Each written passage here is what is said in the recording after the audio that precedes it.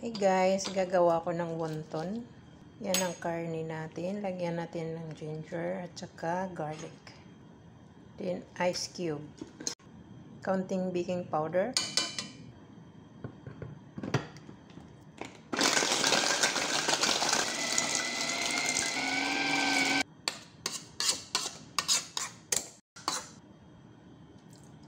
Light scissors yun guys, and then sesame oil.